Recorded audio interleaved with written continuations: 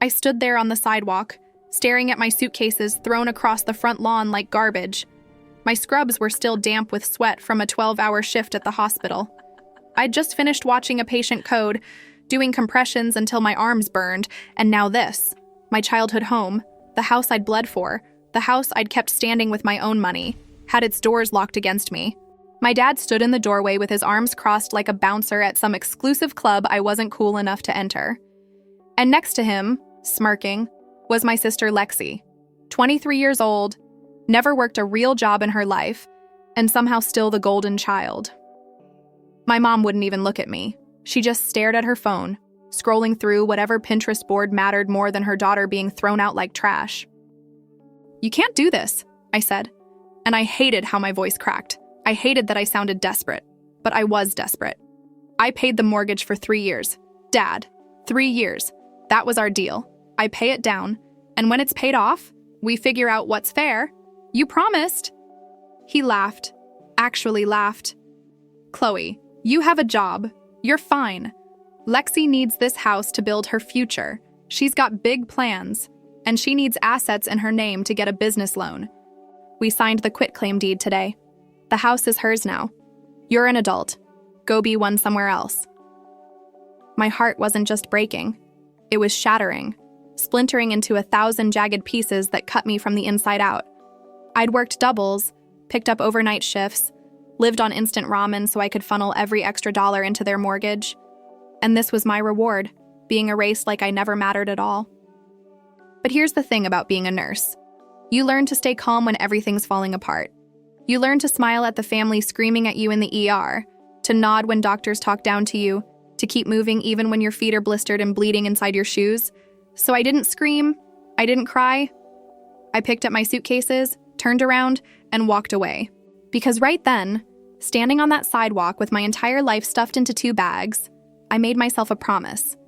They thought they'd won. They thought favoritism and manipulation could erase years of sacrifice. Oh, they had no idea what was coming. I wasn't going to beg. I wasn't going to plead for fairness or appeal to their conscience. I was going to play a different game entirely. 2 months later, I found out Lexi had listed the house for sale.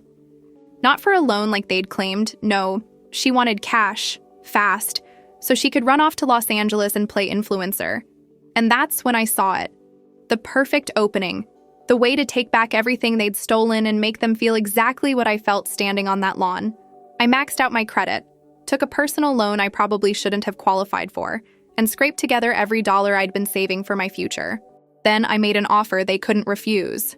Cash. Below market value. Through an LLC so anonymous that not even Lexi's lazy realtor bothered to check who was buying. The closing took 3 weeks. And on the day I got the keys, I stood outside that house, my house now, and smiled for the first time in months. Because the best part, they had no idea. They were still living there, still talking shit about me to the neighbors, still acting like Lexi was some kind of visionary entrepreneur. But the game had already changed, and I was about to knock on the door and collect my winnings. Let me take you back to where this nightmare actually started, because it wasn't sudden. It was slow, calculated, like watching someone poison a well 1 drop at a time. 3 years before they threw me out, I'd just graduated nursing school with a mountain of debt and a salary that barely covered my car payment. My parents called me into the living room one night, Dad with his reading glasses on like he was about to deliver some corporate presentation, Mom nodding along like a bobblehead. "Chloe, we need to talk about the house," Dad said. "The mortgage is killing us. We're barely making payments, and if we lose this place..." He trailed off, doing that dramatic pause thing he always did when he wanted sympathy. I should have seen it then. The manipulation wrapped in desperation. But I was 23 and stupid and so desperate to be the good daughter. "What if I help?" I offered. "I could cover the mortgage until you get back on your feet. We could call it an investment when the house is paid off. Maybe I get a share or we figure something out." They practically fell over themselves agreeing. Handshakes, hugs, Mom crying about how I was saving the family. No contracts, no lawyers, just trust and empty promises. For 3 years, I paid $1,140 every single month without missing once. When the roof started leaking, I paid for that too, another $8,000. When the HVAC died in the middle of summer, guess who covered it? I worked doubles, picked up overnight shifts where I'd see things that would make most people quit healthcare forever, all so I could funnel money into a house I didn't even live in. Meanwhile, Lexi was finding herself. She'd dropped out of community college after one semester, spent her days taking selfies and making TikToks that got maybe 200 views, and lived rent-free in the house I was paying for. Every family dinner was the same torture. Mom and Dad asking Lexi about her content creation journey, while I sat there in my scrubs, dead on my feet, invisible. "Well, Lexi's going to be huge," Mom would say, showing me some video of my sister doing a dance in the kitchen. "She just needs the right opportunity." The right opportunity apparently meant me financing their lives while they worshipped at the altar of their favorite child. Then Lexi started working on them. I didn't see it happening at first because I was barely home. I'd practically moved into the hospital, sleeping in my car between shifts sometimes because the commute was too brutal. But my mom's friend Sandra, who lived next door, she noticed. She told me later how Lexi would have these long conversations with our parents about building generational wealth and asset ownership, and all this business jargon she'd learned from some scam artist finance influencer. "But if the house was in my name," Lexi would say, "I could use it as collateral for a business loan. I could finally launch my brand, and then I'd take care of you guys forever. We'd all be rich." It was brilliant, really, in a sociopathic kind of way. She painted this fantasy where she was the golden goose and I was just... what? A workhorse? A bank account with legs? They bought every word. Never mind that I'd paid nearly $50,000 into their mortgage by that point. Never mind that I'd literally kept their lights on and their heat running. Lexi promised them a dream, and dreams beat sacrifice every single time. The day they actually signed over the house, I wasn't even there. I was at work, holding the hand of an elderly woman who was dying alone because her family couldn't be bothered to show up. When I got home that night, they were celebrating. Champagne, Chinese takeout, the whole thing. "What's the occasion?" I asked, genuinely confused. Dad looked at me like I was an idiot. "We transferred the deed to Lexi today. She's officially a homeowner. This is a big step for her future." My blood went cold. "You, what? Without even telling me?" Mom waved her hand dismissively. "Oh, Chloe, don't be dramatic. It's still the family house. Nothing really changes. You're just being negative." Nothing changes. I'd paid their mortgage for 3 years, and they'd erased me from the equation like I was a rounding error, like I was nothing. That's when I started asking questions they didn't want to answer.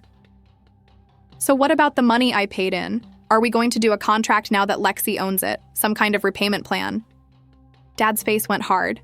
"Chloe, you helped the family. That's what family does. You weren't investing. You were contributing." There's a difference. I could feel my face getting hot, my hands shaking. Contributing? Dad, I paid $50,000 into this house. I fixed the roof. I replaced the AC. I kept you from foreclosure. Lexi looked up from her phone, annoyed that I was killing the vibe.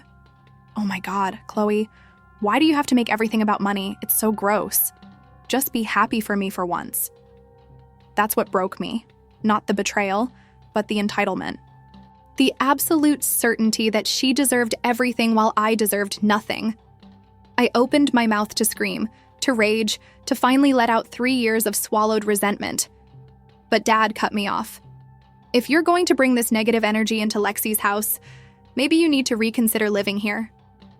I stared at him. "Lexi's house? I paid for this house?" He shrugged. "And now it's not yours. Life's not fair, Chloe. You're an adult. Act like one." That was 3 weeks before my suitcases ended up on the lawn. 3 weeks of silent treatment, of them treating me like a hostile roommate, of Lexi measuring my old bedroom for her creative studio while I was at work. They wanted me gone, and they were just looking for an excuse. So when I came home one random Tuesday and found my life packed up and waiting for me like trash on collection day, I wasn't even surprised. I was just done. Done begging for scraps of respect from people who'd never valued me. Done being the responsible one while the golden child got everything handed to her. I picked up those suitcases and walked away. But here's what they didn't know. I wasn't walking away defeated. I was walking away to plan. The Sunset Motel off Highway 9 was exactly as depressing as it sounds. $49 a night, flickering neon sign, and walls so thin I could hear every argument, every headboard banging, every life falling apart in real time. My room smelled like cigarettes and bleach, and the bedspread had stains I didn't want to think about, but it was mine, paid for with money I earned, and nobody could take it from me. I'd come home from 12-hour shifts, peel off my scrubs, and eat instant ramen straight from the styrofoam cup while sitting on that questionable bed. My coworkers kept asking if I was okay. Apparently, I looked like hell. Dark circles under my eyes, losing weight I didn't have to lose. Just going through some family stuff, I'd say with that practiced nurse smile, because what was I supposed to tell them?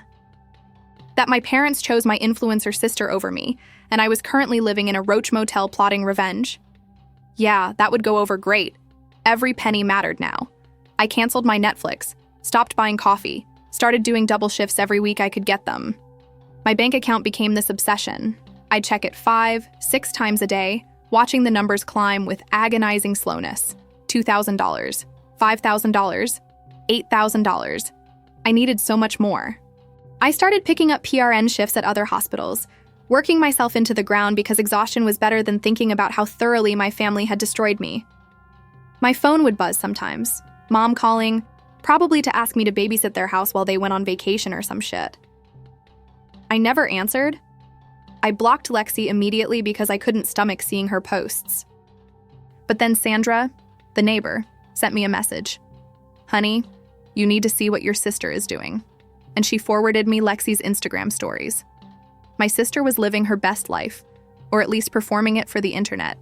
Pool parties, bottle service at clubs, designer bags I knew she couldn't afford.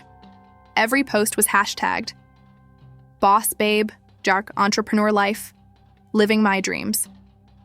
In one video, she's literally standing in my old bedroom, now painted millennial pink with ring lights everywhere, talking about manifesting abundance and cutting out toxic people who don't support your journey. I was the toxic person. Me. The one who'd paid for the roof over her head while she danced for strangers online.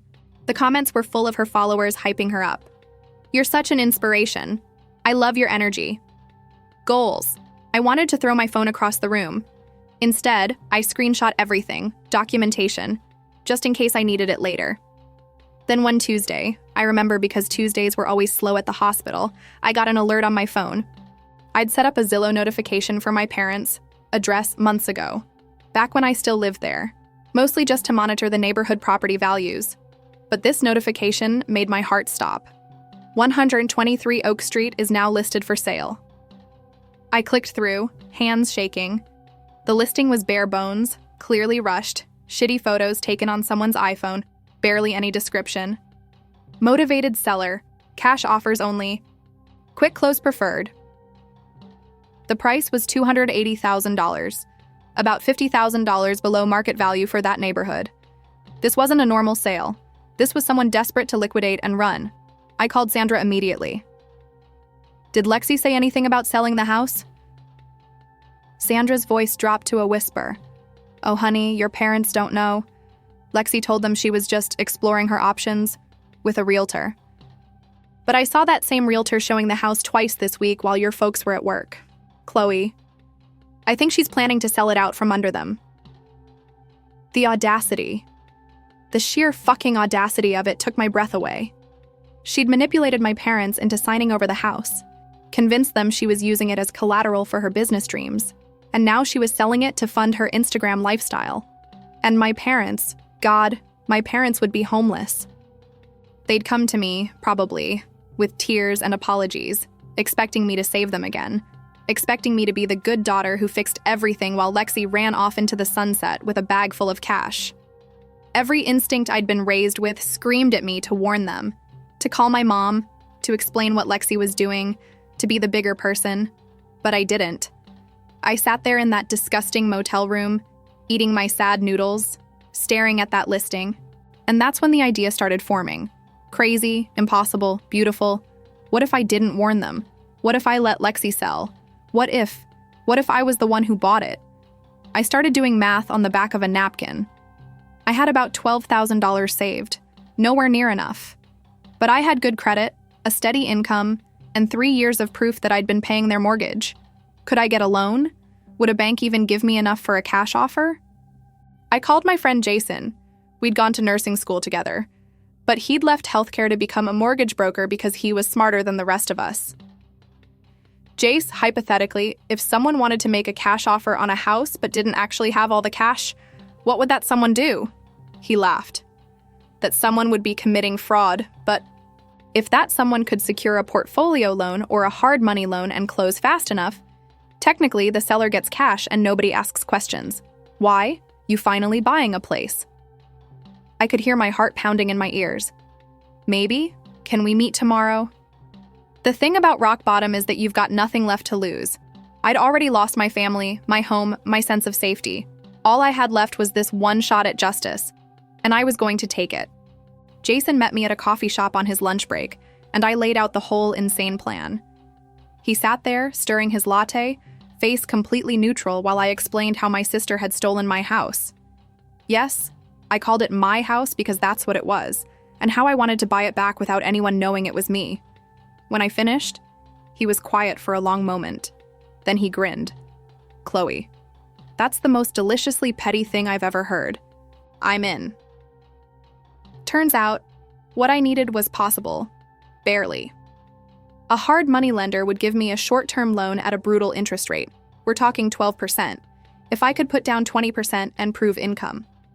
Between my savings and a personal loan I qualified for, I could scrape together about $60,000. For a cash offer of $280,000, I'd need $220,000 from the hard money loan. It would eat me alive in interest, but I'd only need it for a few months before I could refinance into a normal mortgage. The key is the LLC, Jason explained. You set up an anonymous company, we'll call it something generic, like Nemesis Holdings or whatever, and that company makes the offer. Your name never appears on any paperwork until after closing. Sellers love LLCs because they think it's some investor with deep pockets. We filed the LLC paperwork that afternoon, $200 to the state. And suddenly I was the managing member of Nemesis Holdings LLC. The name felt right, poetic even. I had Jason's partner, a realtor named Marcus, make the offer. Marcus was this smooth-talking guy who could sell ice to penguins, and he made my lowball offer sound like a gift from God. My client is a cash investor looking to close within 2 weeks, he told Lexi's realtor. No inspection contingencies, no appraisal, no financing drama. Your seller wants fast. We're offering $230,000 all cash, close in 14 days. I'd actually lowballed even more than the listing, another $50,000 off. But that's the thing about desperate people. They'll take anything that gets them out fast. Lexi's realtor called back in 4 hours. We accept. When can we start paperwork? My hands were shaking so hard I could barely hold my phone. This was happening. This was actually happening. The next 2 weeks were absolute hell. I worked every shift I could get, barely slept, lived on hospital vending machine food and pure adrenaline. The hard money lender wanted bank statements, tax returns, proof of employment. I gave them everything. They approved me on day 5, which meant I had 9 days to close before Lexi got suspicious and pulled out. Meanwhile, I was monitoring her Instagram like a crazy person. She'd posted a story at a luxury apartment complex in West Hollywood with the caption, "Manifesting my LA dreams," with sparkle emojis. She'd already mentally spent the money. She was already gone. On day 12, Marcus called. We've got a problem. Lexi's realtor is asking who the actual buyer is. I think she's getting nervous about the LLC. My heart dropped into my stomach. What do we tell her? Marcus was quiet for a second. We tell her the truth, that it's a privacy-focused investor who owns multiple properties and prefers anonymity for tax purposes. Which is technically true. You are an investor, and you do prefer anonymity. We just leave out the part where you're also the daughter they screwed over. The closing was scheduled for a Thursday at 2 p.m. I took the day off work, told them I had a family emergency, which was technically not a lie. I sat in that title company office in my nicest dress, the one I'd worn to my nursing school graduation, surrounded by lawyers and papers and people who had no idea what this meant to me. The title officer was this bored-looking woman who'd probably done 1,000 closings and couldn't care less about the drama behind any of them. Sign here, initial here, date here. My hand was steady. 3 years of nursing had taught me to stay calm when my insides were screaming. I signed Chloe Bennett, managing member, Nemesis Holdings LLC, about 40 times, and then it was done. The title officer slid a folder across the table. Congratulations. You're now the owner of 123 Oak Street. I walked out of that office with a set of keys in my purse and a deed in my name, and I sat in my car in the parking lot and cried. Not sad tears, victory tears, vindication tears. I'd done it. I'd actually fucking done it. But the sweetest part? Nobody knew yet. Lexi had signed the papers remotely. She was already in LA, probably partying, definitely not reading the fine print. My parents had no idea the house had even been sold, because Lexi sure as hell wasn't going to tell them until she was safely 3,000 miles away. As far as they knew, everything was fine. They were still living there, still comfortable, still shit-talking me to anyone who'd listen.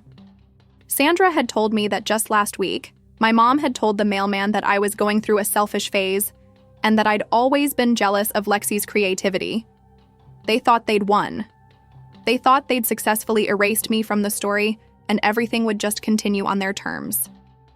They had no idea that the ground had already shifted beneath their feet. That the house they were sleeping in, the kitchen they were cooking in, the living room where they were watching their evening TV, it was all mine now. And I was about to let them know. I gave them 2 weeks of blissful ignorance. 2 weeks where I watched from the shadows while they lived in my house like nothing had changed.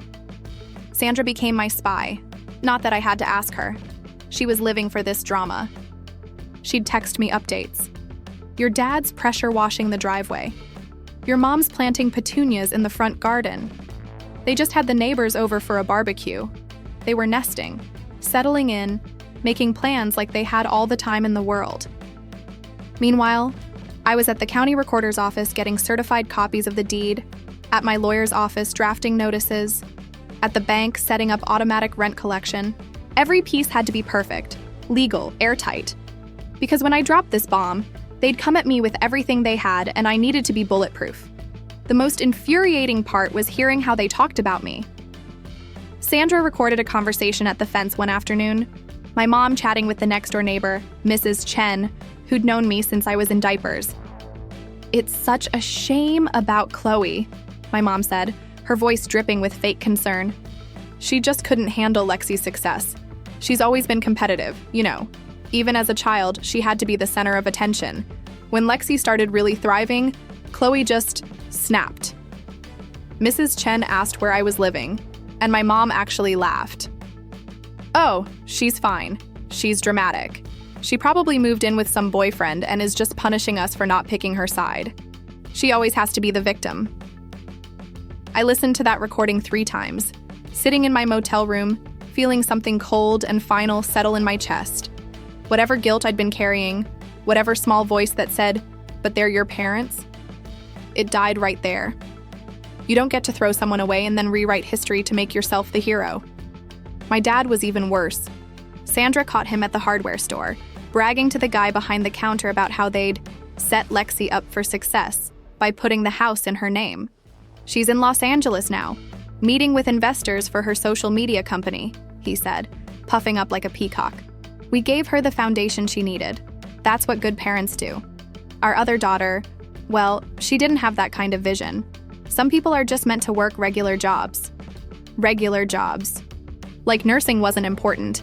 Like saving lives was somehow less valuable than posting thirst traps on Instagram. The hardware store guy had apparently nodded politely and said something about how generous that was. And my dad had soaked up the praise like he was some kind of philanthropist.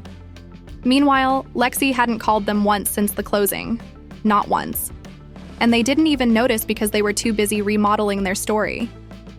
The bedroom situation was the final insult. They'd completely erased me from that house. My room, the room I'd painted myself when I was 15, where I'd studied for my nursing boards, where I'd cried into my pillow after my first patient died. They'd gutted it. Sandra sent me photos. They'd ripped out my old furniture, painted the walls this hideous millennial pink, installed a ring light setup and a full-length mirror. Alexi's creative studio read a wooden sign above the desk, the kind you get from HomeGoods for $29.99. Never mind that Lexi was in LA and had no intention of coming back. This room was a shrine to their favorite daughter, and I was supposed to be buried in the foundation. They'd even changed the locks. Sandra told me she watched my dad install a new deadbolt, muttering about how I might try to break in and cause drama. The audacity of it. Changing locks on a house I'd paid for to keep out the daughter who'd saved it from foreclosure. But here's the thing they didn't know. I already had keys. The title company had given me a full set when I closed. I could walk in anytime I wanted. It was my house, my legal property. But I didn't. I waited, because timing is everything. And I wanted them to feel maximally secure before I ripped that security away. I wanted them comfortable, settled, convinced that they'd gotten away with it. I wanted my dad to finish his little remodeling projects, my mom to get her garden exactly how she liked it. I wanted them to invite people over and show off and bask in their imagined victory. Because the higher they climbed on their ladder of delusion, the harder they were going to fall. And I was going to be there to watch every second of it. Those 2 weeks taught me something important about myself. I was capable of patience I didn't know I had. Every instinct screamed at me to march over there immediately, to wave the deed in their faces and watch them crumble. But I held back. I planned. I prepared. I called my lawyer and went over everything twice. The eviction laws, the notice requirements, my rights as a landlord, their lack of rights as squatters. I wanted this airtight because I knew they'd fight. My dad would bluster and threaten. My mom would cry and guilt trip. They'd call me ungrateful, heartless, cruel. They'd tell everyone who'd listen that I was destroying the family. But none of that would matter because I'd have the law on my side. And when the dust settled, they'd understand what I'd known all along. Actions have consequences, and you can't erase someone who refuses to disappear. I chose a Saturday morning because I wanted them both there, together, with no excuses and no escape routes. I woke up at 6, couldn't eat breakfast, just drank black coffee and stared at myself in the bathroom mirror of that shitty motel room. This was it. The moment I'd been planning, dreaming about, obsessing over for months. I put on jeans and a simple black t-shirt, nothing fancy, nothing that screamed, "I'm here to destroy you," just casual enough to twist the knife deeper. I grabbed the folder with all my documents, the deed, the purchase agreement, the notice to quit, everything notarized and official. My hands weren't shaking anymore. I felt calm, cold, focused. This is what 3 years of being shit on by the people who were supposed to love you does. It turns you into someone who can show up at their door with a smile and an eviction notice. I pulled up to the house at 9 a.m. My dad's truck was in the driveway, Mom's sedan next to it. Perfect. The lawn looked great. Dad had been keeping up with it, probably loving the fact that he finally had his house to maintain. I walked up to the front door, my door, and knocked. Firm, professional, 3 times. I could hear movement inside, voices, footsteps. The door opened and there was my dad, wearing his weekend uniform of cargo shorts and a faded concert t-shirt, holding a cup of coffee. When he saw me, his face went through this incredible journey: surprise, confusion, annoyance, and finally landing on condescension. "Chloe, what do you want?" "No, what? How are you?" "No, feel we've missed you." Just irritation that I had the audacity to show up. Behind him, my mom appeared, her face already setting into that pinched expression of disapproval. I smiled. "Hi, Dad. Can I come in? We need to talk." He actually hesitated, like he was going to shut the door in my face. But curiosity won out. Or maybe he wanted the satisfaction of telling me off on his own turf. He stepped aside, and I walked into the house I'd bought. Everything looked the same but different, like seeing a familiar face after years apart. They'd rearranged some furniture, added new curtains, made it theirs, except it wasn't theirs. It was mine. We stood in the living room, this awkward triangle of tension. My mom crossed her arms. "If you came here to apologize and ask to move back in, you should know that Lexi's room is off limits. She needs her creative space." I almost laughed. Instead, I opened my folder and pulled out the deed. Actually, Mom, I'm not here to apologize. I'm here to inform you that this house was sold 3 weeks ago. The new owner is Nemesis Holdings, LLC. I watched their faces carefully. Confusion first. What are you talking about? Dad said. Lexi owns this house. She's in LA, but she didn't sell. She did, I interrupted. She listed it for cash sale, accepted an offer of $230,000, and closed on November 2nd. You're currently living in a house you don't own. My mom's face went white. That's not possible. Lexi wouldn't. She told us she was just exploring options, she said. She lied, I said simply. And here's the interesting part. I'm the managing member of Nemesis Holdings, LLC, which means I bought this house from your favorite daughter, who took the money and ran. The silence that followed was exquisite. I watched them process it, watched their brains trying to make sense of what I was saying. My dad spoke first, his voice low and dangerous. You're lying. This is some kind of sick joke. I handed him the deed. Read it yourself. County recorder's seal, certified copy. This house belongs to me. Legally, officially, irrevocably mine. He snatched it from my hand, his eyes scanning the document, and I watched the color drain from his face. My mom was calling Lexi. Her phone was already at her ear, but I could hear it going straight to voicemail. She tried again. Voicemail. Again. Voicemail. She's not answering, Mom whispered, and there was panic in her voice now. Why isn't she answering? Because she's in Los Angeles spending your house, I said. Check her Instagram. She posted yesterday from some rooftop pool party with the caption, "New life, no regrets." She's gone, Mom. She sold your home out from under you and didn't even have the decency to tell you before she left. My dad's hands were shaking now, crinkling the paper. You did this. You tricked her somehow. You manipulated. I made a cash offer, I said calmly. Below market value, quick close, no contingencies, everything Lexi wanted. She signed the papers herself. I didn't manipulate anyone. I just gave her exactly what she was looking for. Money. Fast. My mom started crying. These horrible, gasping sobs. How could you do this to us? We're your parents. And that's when something inside me finally broke free. How could I do this? How could I do this? My voice was rising now, 3 years of swallowed rage finally erupting. I paid your mortgage for 3 years. I kept this roof over your heads when you were drowning, and you gave my house to her, to the daughter who never worked a day in her life, who manipulated you with promises she never intended to keep. You threw me out like garbage, changed the locks, erased me from this family like I never existed. So don't you dare ask me how I could do this. You did this. You chose her. You bet on the wrong daughter. The silence after that was different, heavier. My dad looked like he wanted to hit me. I could see it in his eyes, that impotent rage of a man who'd lost control of his narrative. But he didn't, because somewhere in his stupid brain, he knew I was right. You need to leave, he said finally. This is our home. I don't care what that paper says. You can't just throw us out. I pulled out the second document. Notice to quit.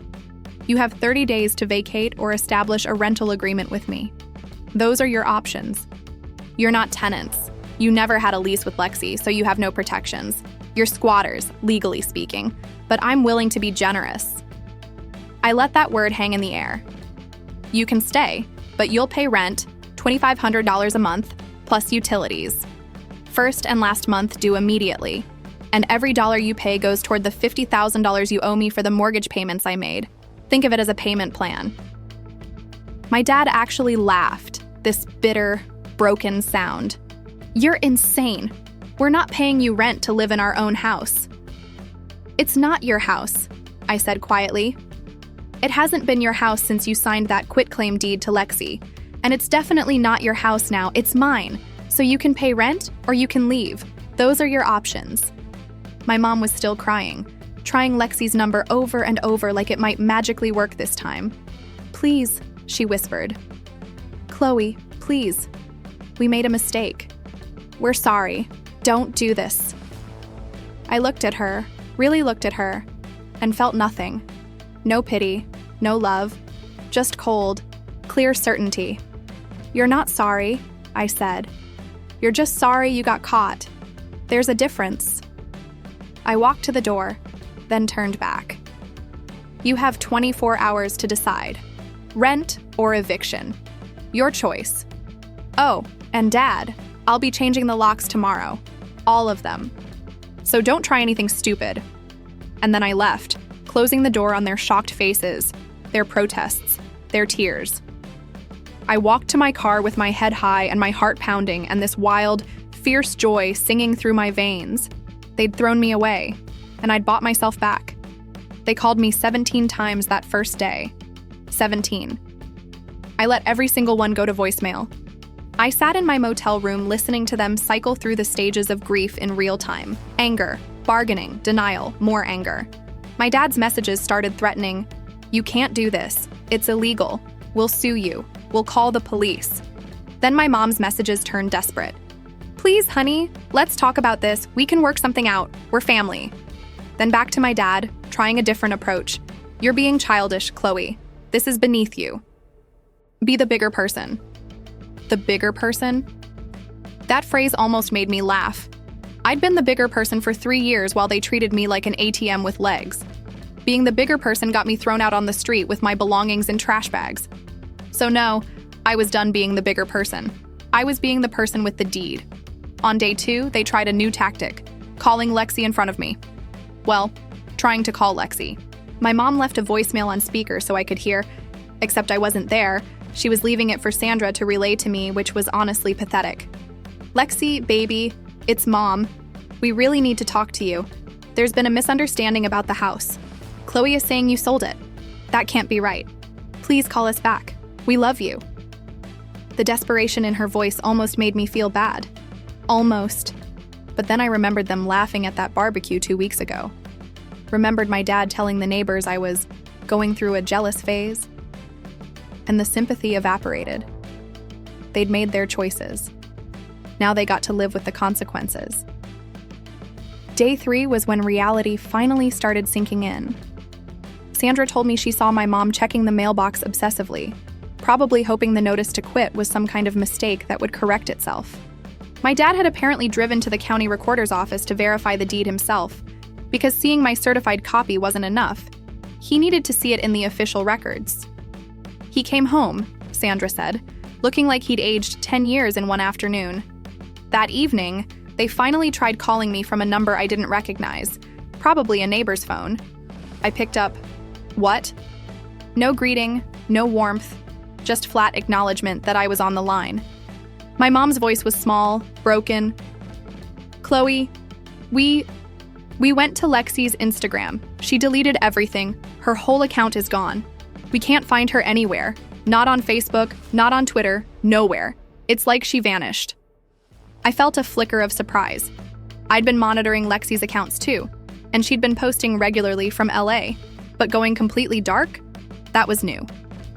"She probably just blocked you," I said. "We tried from our friends' accounts," my dad cut in, his voice hard. "She's gone. She deleted everything and disappeared.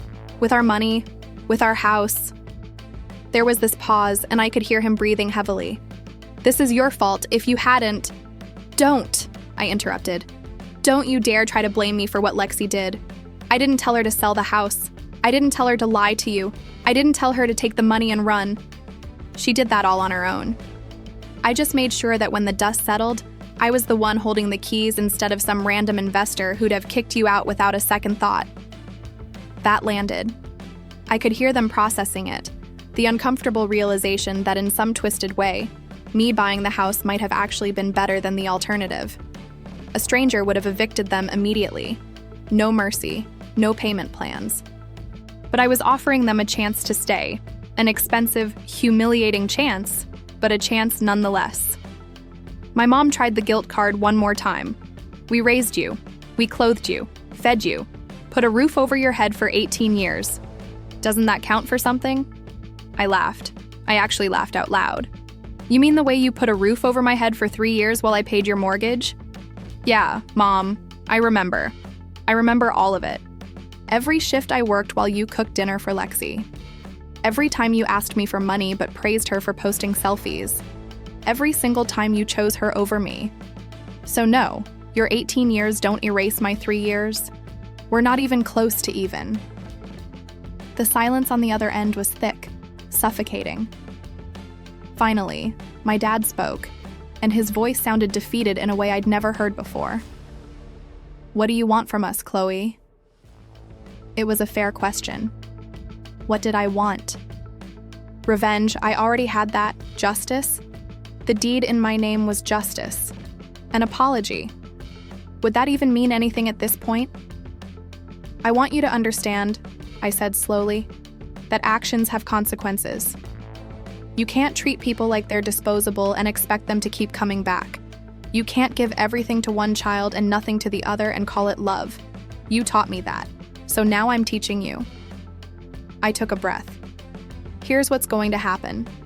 You're going to pay me $12,500 in rent every month. That's actually below market rate for that neighborhood, so you're getting a deal. You'll also pay all utilities, water, electric, gas, trash, internet, everything. And you're going to follow my rules, because this is my house and you're living here by my grace, not by right. If you miss a single payment, if you're late even one day, I will file for eviction and you'll be out in 30 days. Do you understand?" More silence. Then my mom, barely a whisper. "We don't have $5,000 right now. First and last month, we can't." I'd expected this. "Then you have 1 week to come up with it, or you start packing, sell some stuff, take out a loan, ask your friends. I don't care how you get it, but you get it." My dad's voice came back, sharp with bitterness. "You're enjoying this. You're punishing us." "I'm not punishing you," I said calmly. "I'm charging you market rate to live in a house I own. That's called being a landlord. If you want to see it as punishment, that says more about you than it does about me." I paused. "You have 1 week. Make it happen." And I hung up. I sat there in that motel room, phone in my hand, and felt this strange mix of emotions: triumph, sadness, anger, relief.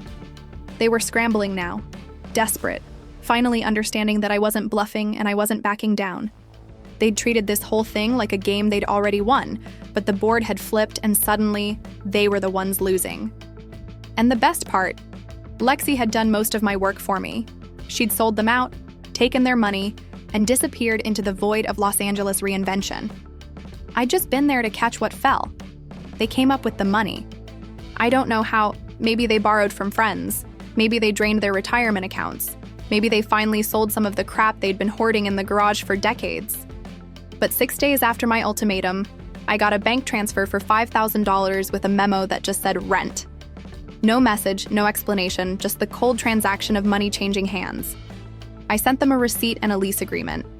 Professional, official, with all the standard landlord-tenant clauses, plus a few special additions I'd worked out with my lawyer. No guests without approval. No modifications to the property. Quiet hours from 10 p.m. to 7 a.m. And my personal favorite, landlord reserves the right to occupy the master bedroom and common areas as primary residence. They signed it. What choice did they have? Moving day was delicious. I showed up with a U-Haul. Not that I had much to move, just my clothes and a few boxes from the motel. But the symbolism mattered. I wanted them to watch me carry my belongings back into the house they'd thrown me out of. My dad answered the door with this look of pure hatred on his face, but he stepped aside because legally he had to. I walked past him into my house and headed straight for the master bedroom. "What are you doing?" my mom asked, following me down the hall. "Moving into my room," I said simply. "According to the lease, I have right to occupy the master bedroom. You and Dad will be moving into the smaller bedroom down the hall." Her face went red. "That's ridiculous. We've been sleeping in there for 30 years. That's our room." I turned to face her, and I kept my voice level, calm, almost kind. "Mom, nothing in this house is yours. Not anymore. You're renters. And I'm being generous letting you stay at all, so I suggest you start packing." Watching them move their stuff out of the master bedroom was better than therapy. My dad carried boxes with this barely contained rage, slamming them down in the hallway, muttering under his breath. My mom kept trying to negotiate. "Can we at least keep the antique dresser?" "It was my grandmother's." And I had to remind her that anything they wanted to keep needed to fit in their new room, which was, ironically, my childhood bedroom. The tiny one I'd lived in for 18 years while they enjoyed the spacious master suite. "It's really small," my mom said, standing in the doorway of her new room with tears in her eyes. "How are we supposed to fit all our things?" I shrugged. "I managed for 18 years. I'm sure you'll figure it out." That's when I saw it click in her head, the realization that this was intentional, that I was making them feel exactly what I'd felt. She opened her mouth to say something, then closed it. What could she say? That it wasn't fair? Life isn't fair, Mom? You taught me that. The master bedroom was glorious. King-size bed, ensuite bathroom, walk-in closet, the works. I set up my stuff slowly, deliberately, while they scurried around moving their things. I hung my scrubs in the closet where my dad's suits used to be. I put my skincare products on the bathroom counter where my mom's expensive creams had lived. I made the bed with my own sheets and stood there for a moment, looking at this space that was finally, legally, mine. Through the walls, I could hear them arguing in their new room, my dad blaming my mom crying, both of them probably wondering how their lives had fallen apart so completely. And I felt nothing. No guilt, no sadness, just satisfaction. Cold, pure satisfaction. That night, I established the house rules. I called a house meeting. God, the look on my dad's face when I said that. And we sat in the living room like some twisted parody of a family. "Since we're all living here now," I began, "we need some ground rules. First, quiet hours are 10 p.m. to 7 a.m. I work night shifts sometimes, and I need to sleep during the day. So if I'm sleeping, you keep the noise down. Second, common areas are shared, but you ask before you use my kitchen appliances or my food.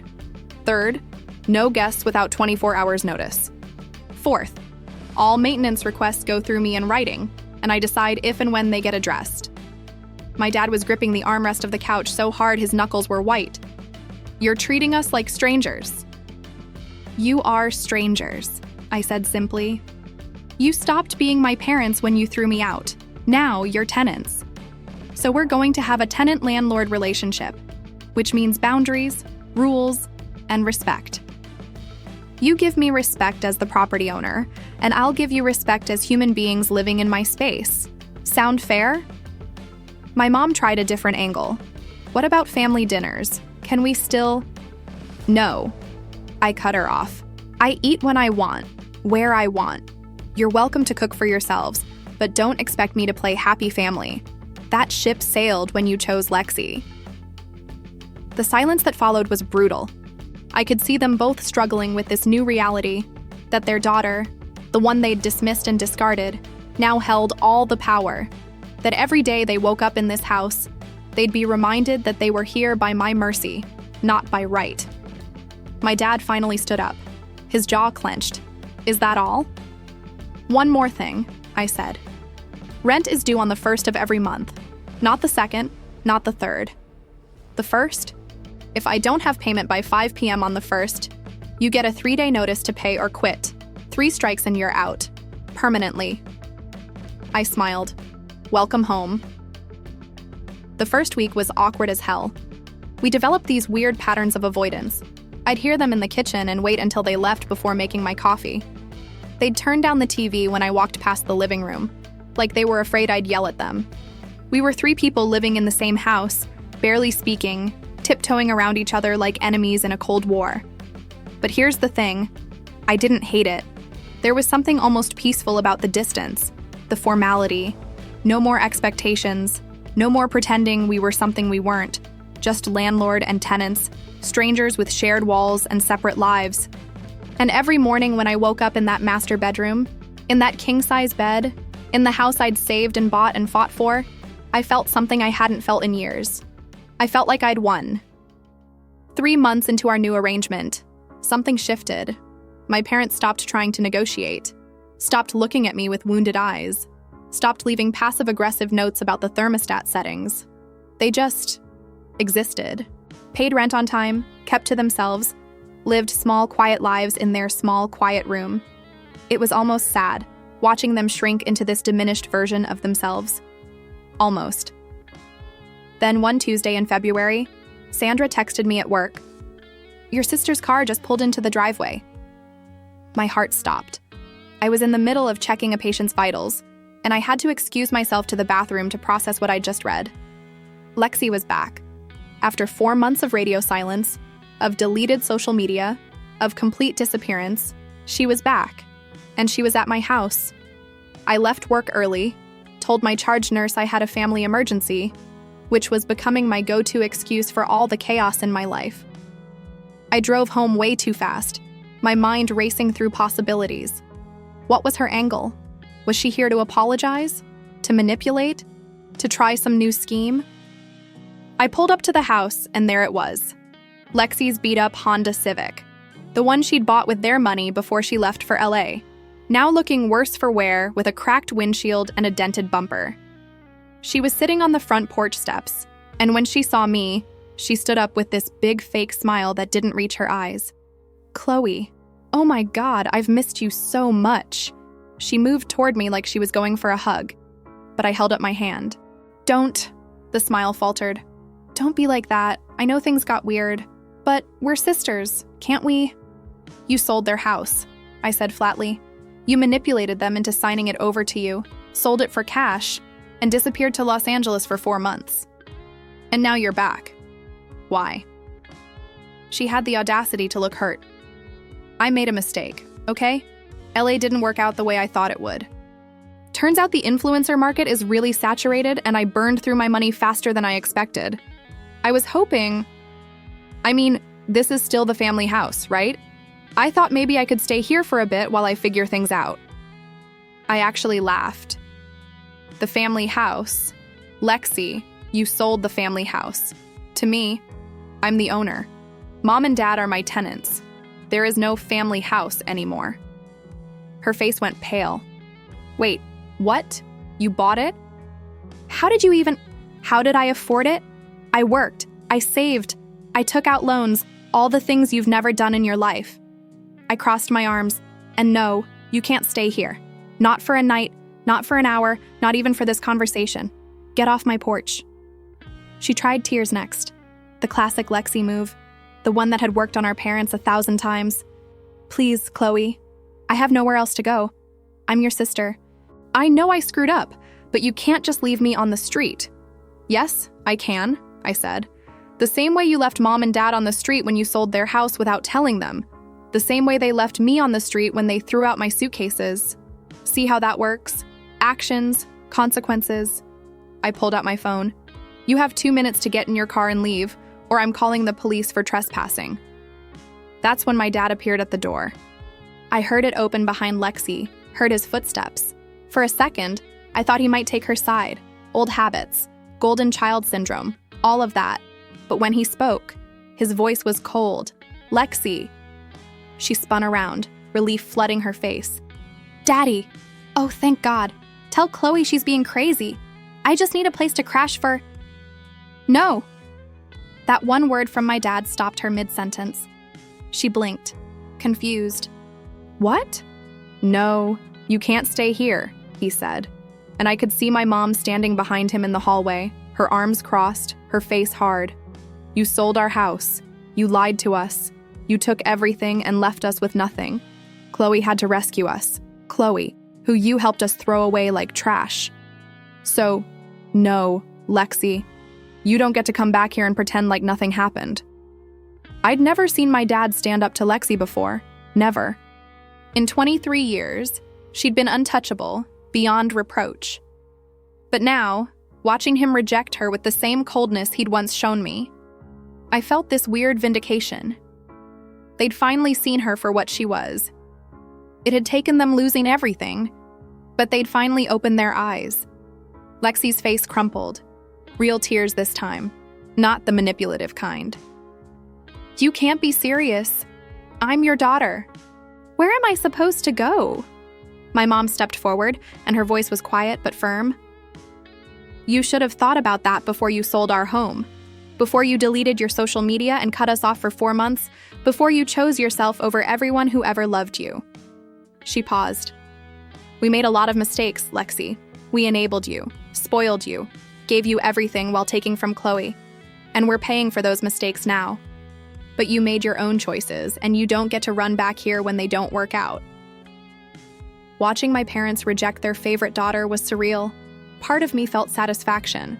This was justice, karma, everything I'd wanted to see. But another part of me, a smaller, quieter part, felt almost sad. Not for Lexi, but for all of us. For the family we could have been if they'd just loved us equally. If they'd just been fair. Lexi looked at me one last time, desperation in her eyes. Chloe, please, I know I don't deserve it, but please, I'm begging you. I thought about it. For maybe 3 seconds, I genuinely considered letting her stay. Considered being the bigger person, offering grace, proving I was better than all of them. But then I remembered my suitcases on the lawn. I remembered eating ramen in a motel room while she partied in LA on the money she'd stolen. I remembered every single time she'd smirked at me while our parents praised her for doing nothing. No, I said simply. You made your choice. You wanted the money. You got the money. What you do with it, or without it, isn't my problem anymore. I stepped past her, unlocked my front door, and walked inside. My parents followed, and I closed the door behind us, leaving Lexi standing alone on the porch. Through the window, I watched her stand there for a long moment, tears streaming down her face, before finally getting in her car and driving away, and I didn't feel guilty. I didn't feel cruel. I just felt free. 6 months after I closed the door on Lexi, life had settled into something I never expected. Normal. Well, normal-ish. My parents paid rent on time every month, $2,500 like clockwork, plus utilities. We weren't close, probably never would be, but we'd found this weird equilibrium. They'd say, "Good morning." When I passed them in the kitchen, I'd nod back. We were polite strangers sharing a house. And honestly, that was better than the fake family we'd been pretending to be for years. My mom started volunteering at the library. I think she needed something to fill her days now that she couldn't live vicariously through Lexi's Instagram fantasies. My dad took a part-time job at Home Depot, probably to help cover the rent, probably to feel useful again. They'd aged in these past months, gotten quieter, smaller. Sometimes I'd catch my mom looking at me with this expression I couldn't quite read. Regret, maybe? Or just the sad realization that she'd traded one daughter for another and ended up losing both. I refinanced the house into a normal mortgage after those brutal 6 months of hard money loan payments. My credit took a hit, but I'd recovered. The house was mine, truly mine, with my name on a 30-year mortgage that I'd pay off with money I earned saving lives. I redecorated the master bedroom, new paint, new furniture, made it actually feel like mine instead of just occupied territory. Some nights I'd sit on my bed with a cup of tea, looking around at the space I'd fought for, and feel this deep satisfaction that had nothing to do with revenge and everything to do with justice. I'd taken back what was mine. I'd refused to disappear. And I'd done it all legally, strategically, without compromising who I was. The girl who got thrown out with her suitcases had become the woman who owned the house. That was worth more than any apology they could give me. As for Lexi, I heard through the grapevine, Sandra, always Sandra with the intel, that she was living with some boyfriend in a studio apartment in the Valley, working retail at a boutique on Melrose. Her Instagram had come back online, but it was different now. No more bar boss babe posts, no more luxury apartments and bottle service. Just regular pictures of regular life. Her at work, her making dinner, her with friends at dive bars. She never posted about family, never mentioned our parents or me.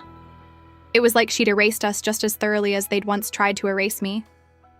Part of me wondered if she ever thought about what she'd done, if she ever felt guilty about selling their house and running.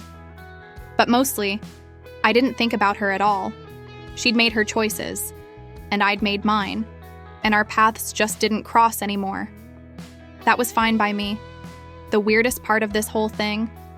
I'd learned something about myself I didn't expect. I wasn't just the good daughter, the responsible one, the nurse who fixed everyone's problems.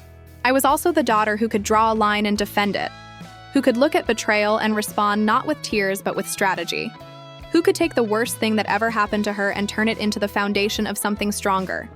My parents had taught me that love was conditional, that family was transactional, that you could be erased if you weren't the favorite. But I'd taught myself something better, that I didn't need their validation to know my worth. I'd built my own life, bought my own house, created my own security, and nobody, not my parents, not my sister, not anyone, could take that away from me again. So here's what I know now. Sitting in my kitchen with my boss mug, drinking my coffee in the house I own, people will show you who they are if you pay attention. And when they do, believe them. My parents showed me I was expendable. Lexi showed me she was selfish. And I showed all of them that being underestimated is the greatest advantage you can have. They thought throwing me out was the end of my story. Turns out, it was just the beginning. But speaking of beginnings, what would you do if you spent years scrubbing toilets for minimum wage, being treated like you were invisible, and then suddenly discovered you'd inherited something worth $250 million? Would you walk back into that job and face the boss who humiliated you daily? Would you quit with dignity? Or would you make sure everyone remembered the day you left? That's exactly what happened to a single mother who thought she had nothing, until a letter from a lawyer changed everything. What she found in that secret vault didn't just change her life. It rewrote her entire future, and the way she handled her resignation. Let's just say her boss will never forget her name.